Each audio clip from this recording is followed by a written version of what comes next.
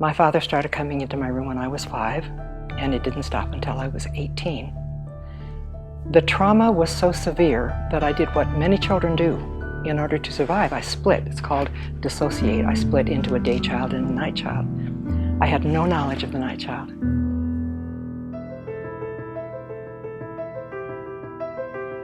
As strong and enduring as the Rocky Mountains they stood beside, as visionary as the views of the Grand Plains they looked across, the women inducted into the Colorado Women's Hall of Fame are trailblazers whose work has improved and enriched our lives. They are teachers, scientists, ranchers, leaders in business, education, religion, and the arts. Women who have been recognized for their many contributions to our state, our country, and the world. I'm Renelda Muse, and these are the stories of great Colorado women.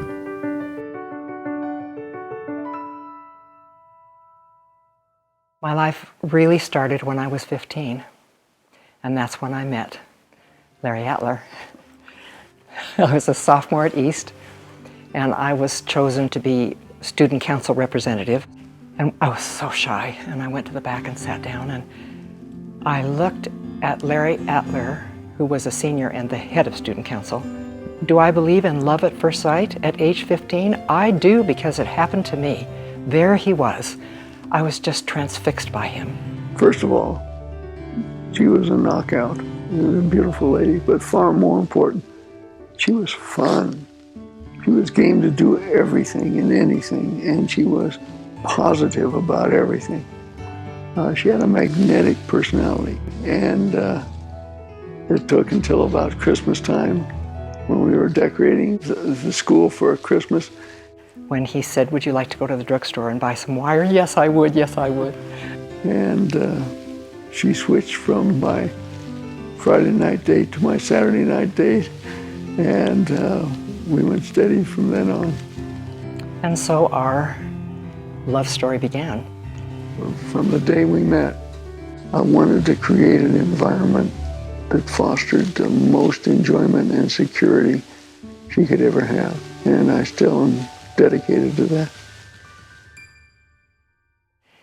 He went to college the following year, and we wrote every single day. Every day we wrote. Could not wait until he came home for summer. And when he came home for the summer, he came to the door, and I said, I'm leaving. I'm going to Europe for this summer. He said, why are you going? Why are you leaving? I said, I'm going to Europe. So the next year we wrote every single day, and he came home for the summer, came to my door, and I said, I'm going to summer school in Wisconsin, at the University of Wisconsin in Madison. Why are you going? I thought she was nuts. One day she was in love with me, and the next day she was gone. That was very difficult. I was a sophomore at the University of Colorado. The only reason you could leave a meeting is if you had a long-distance phone call. And Larry was calling me he was at Washington and Lee. So I got to leave the meeting. So I'm talking to Larry on the phone, and I hang up, and when I hang up and go out, the meeting's over. And 60 girls are going out for coffee dates. And 2 of the last girls out said, you're our nomination for Miss University of Colorado. And I said, no, I'm not. I don't want to do that. And they said, well, we have to have the nomination in the morning, the meeting's over, and you're our nomination. So I won Miss University of Colorado in late April. I was Miss Colorado in July, and I was Miss America in September. It was in the middle of the on and off again, and we were kind of on the on, and I was watching the Miss America pageant, which at that time was the biggest show on television. And they were at the last 10 candidates. As you know, they put a little ribbon on the bottom and it said, Miss Colorado wins, 20-year-old Marilyn Van Derbur. Marilyn Van Derbur was just crowned Miss America. I didn't drink alcohol, but I left my house and drank a little alcohol that night because I knew that was the end of our relationship.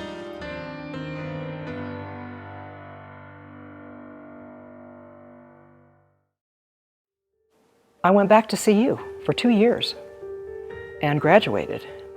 And then I didn't know who I was. Do I belong in Denver? I was the AT&T television spokeswoman.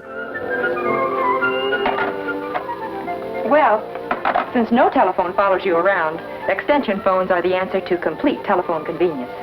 I had a very exciting television life. I did Candid Camera and To Tell the Truth, and I was the hostess of the Cotton Bowl Parade and the Thanksgiving Parade and the Miss America pageant. It was all exciting, but the biggest night of my professional life, I was asked to be the hostess of the Bell Telephone Hour. They had 4 shows a year. They brought in the finest music from around the world. And speaking for the telephone hour, here is Marilyn Van Derbur. Tonight, we celebrate 21 years of the telephone hour, at the beginning on radio and now on television. It was flawless. It was flawless. And I went back to my apartment and I thought, is that all there is? Why do I feel empty?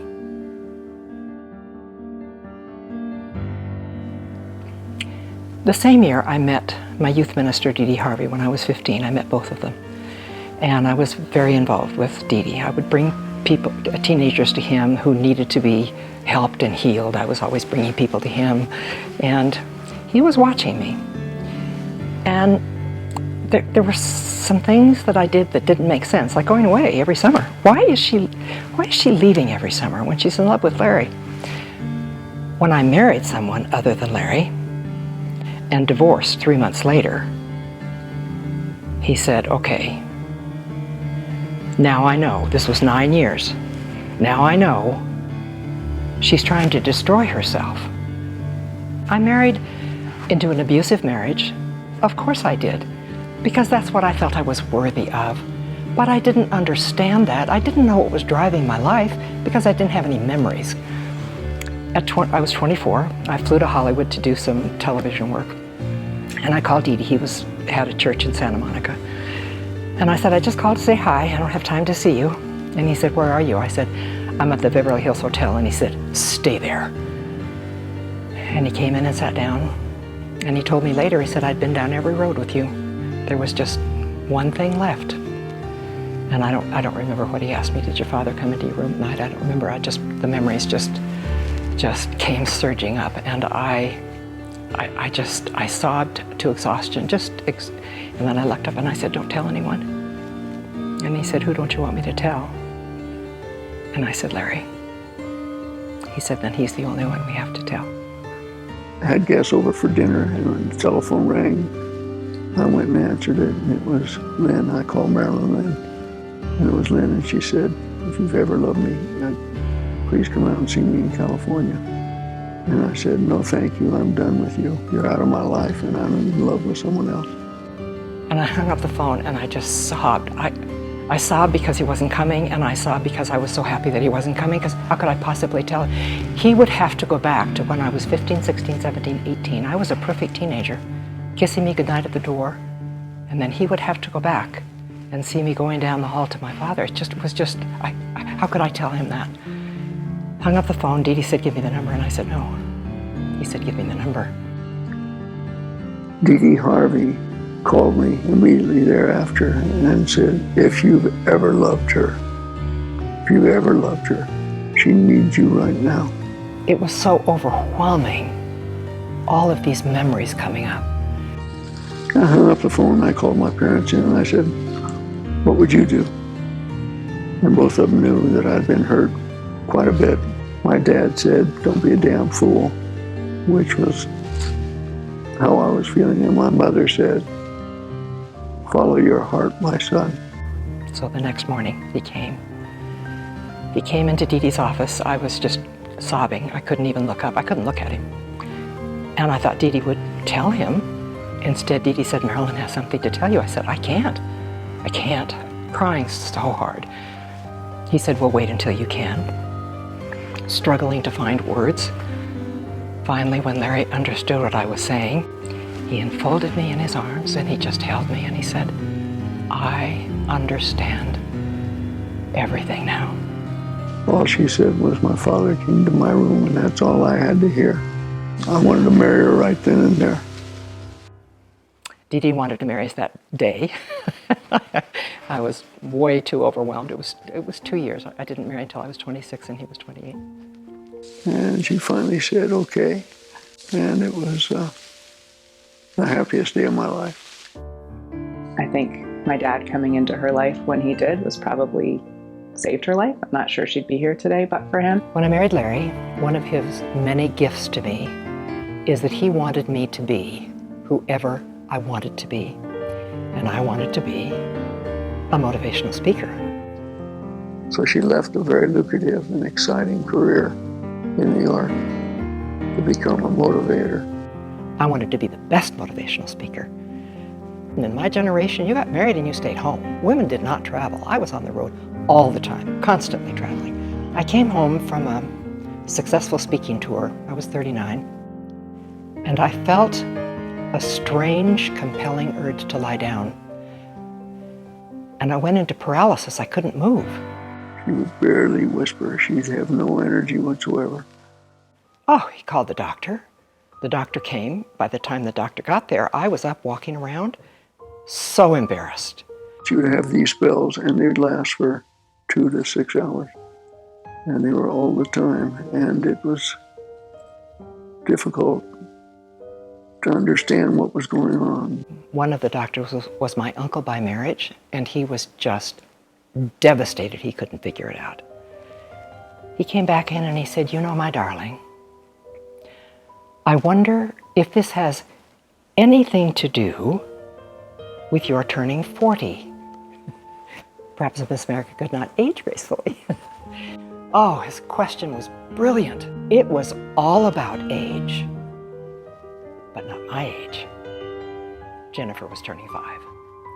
And as she turned 5, all the memories and the feelings began coming up, and my conscious was trying to repress all of these feelings that I had, and it put me in physical paralysis. I had physical paralysis spells from the time Jennifer was 5 until she was 18. But I understood why. During those days, those many days when I was in paralysis for longer periods of time, I knew that I had to confront my father. And I called my father. I said, "I need to speak to you." He said, "Come on over." I drove as quickly as I could to make sure that the doors and the screens were unlocked and opened. Of all the feelings I had about my father, terror was 1 through 10. He came in and sat down on the far side of the breakfast room table, which had always been his seat. And after he was seated, I said, "This is the most difficult thing I've ever done." And he said, "I'll be back in a minute." And he went up the winding staircase 2 by 2. I waited for a phone call to be made or a toilet to be flushed, but he came back immediately. And I knew he had a gun. After our conversation, I rose to leave. And he pulled out the gun. He said, "If you had come in any other way, I would have killed myself." Oh, the message was very clear. If you are even thinking about exposing me, take a good look at the consequences. We only spoke of it once. He said, "If I had known what it would do to you, I never would have done it."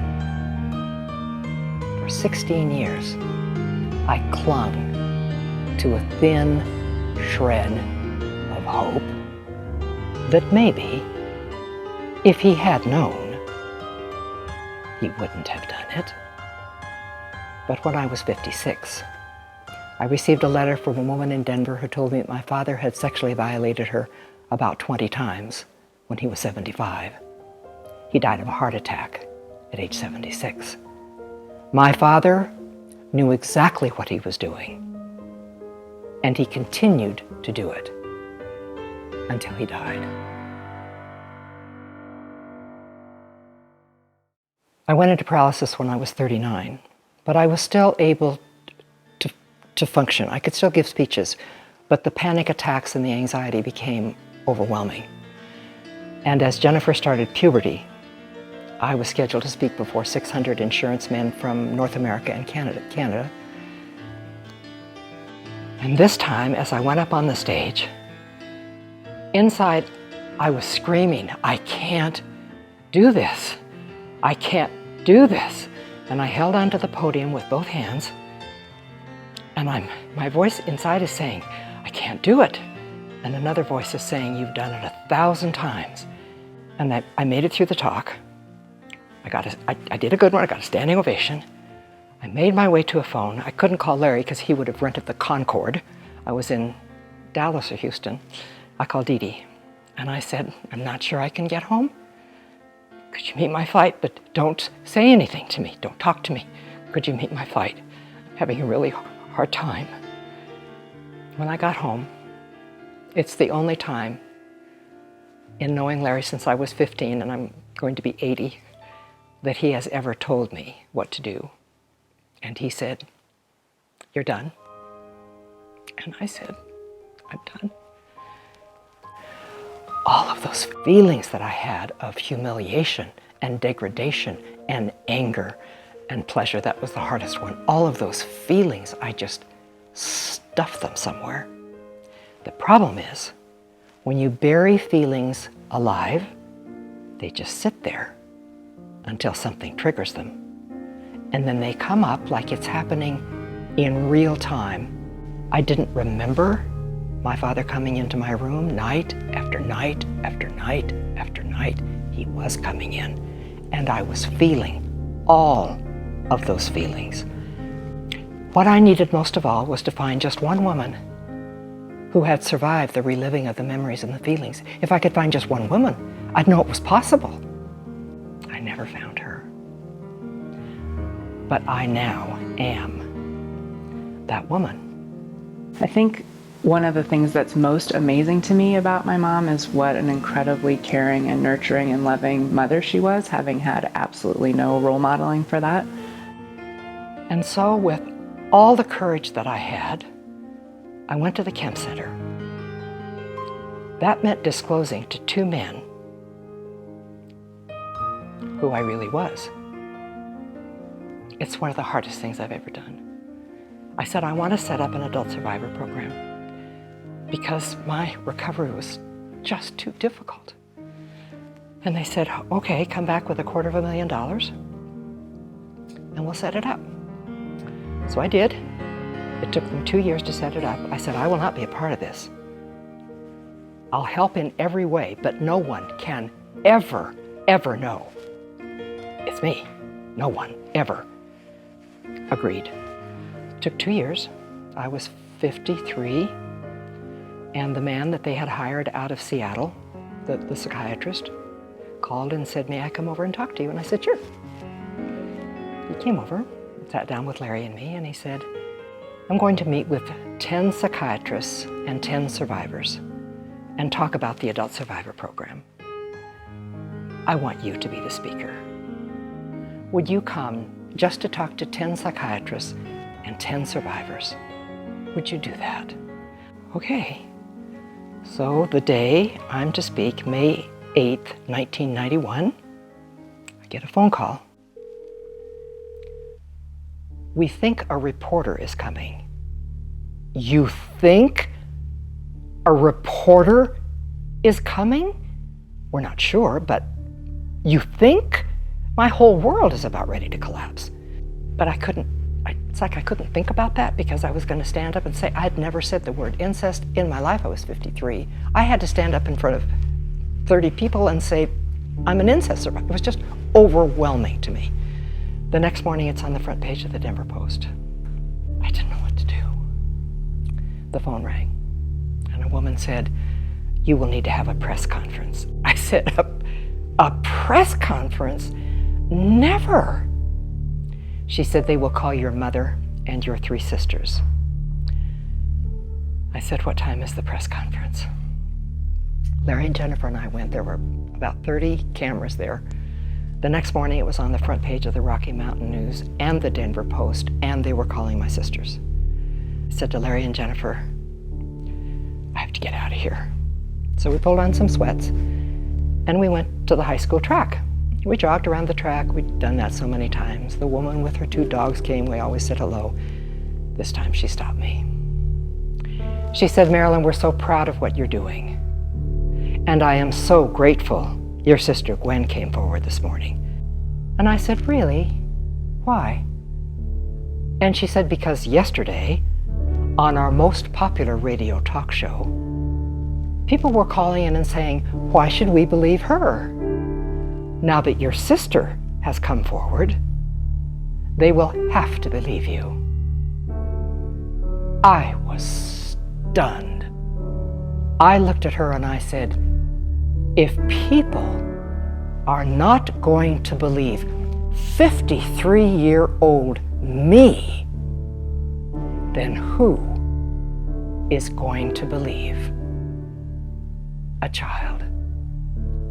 It was a life-changing moment for me. I went home, I called the newspapers, I called the television stations, and I said, "Let's get to work." It was on the front page 6 times. It was on every morning, afternoon, evening news show for days. Survivors were coming out. The Kempe Center called and said, "We cannot handle this. We've had 500 phone calls. We don't know what to do with these people. You need to figure this out."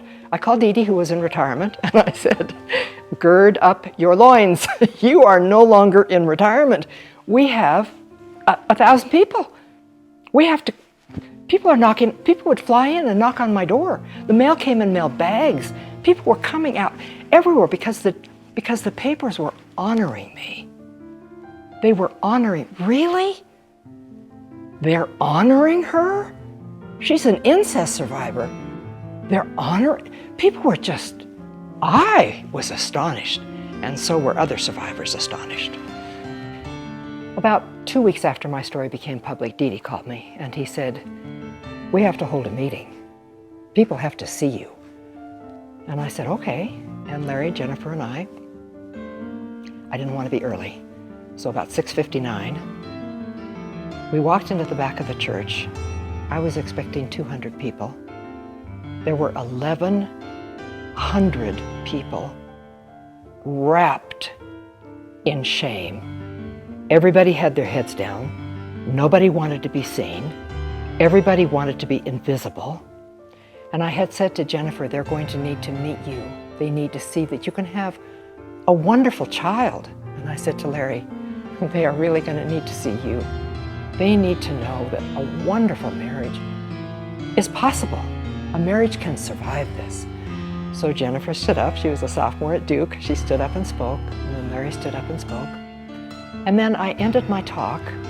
Today, for the first time, I have no shame. I have no shame. And that became my talk. After every point, I would say, "My name is Marilyn Van Derbur Atler. I'm an incest survivor, and I feel no shame." When my story went to the cover of People magazine, it didn't say Marilyn and rape. It said Miss America. Okay, now I know why I won. I never could figure out why I won. Now I know why I won. Because this is the mission I was given.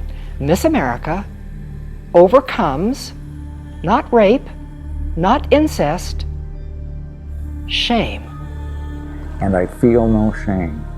I feel no shame. I could hardly believe I was hearing those words because, of course, I knew incest survivors as patients. And in my experience, they felt shame. And I felt shame. But I wasn't metabolizing that about myself. It's about shame. And no one can know us unless they know this about us. This is the core of our being. If you are raped or sexually assaulted, this is in the core of your DNA. Began to realize that the shame that I had felt and had constricted my life, all my life, was not my shame. It was my mother's shame. My mother was the perpetrator of abuse in my story. When I was young, I was molested by family, and she helped me heal. I had never told anybody, so, you know, she said, she was asking me questions, what's your name? And, you know, really couldn't say anything. Finally, she said, just write to me. She said, just write to me. My address, just write to me. She spends anywhere from 5 to 7 hours a day talking to survivors, judges, doctors, therapists, advising them on the recovery process. As soon as I stood up with survivors, I felt an instant feeling of freedom, like a weight had been lifted. There are no words to really explain the impact that she has had on my life, and I know thousands and thousands and thousands of other people's lives. The most terrible times in my life, Marilyn was there for me. I'm crazy nuts about her, and I have been all this time. She is. Today I will have 4 or 5 hours before I go to sleep with her, and I look forward to that. Don't I have the best life? Don't I have the best life? Haven't I had the most interesting life? Truly. I've been on the highest mountain, and I've been to the bottom of the well. And because I've been to the bottom of the well, and survivors know that, they come to me because they know I have. And if I hadn't been there, they wouldn't come to me. So it's a life of privilege. I love it.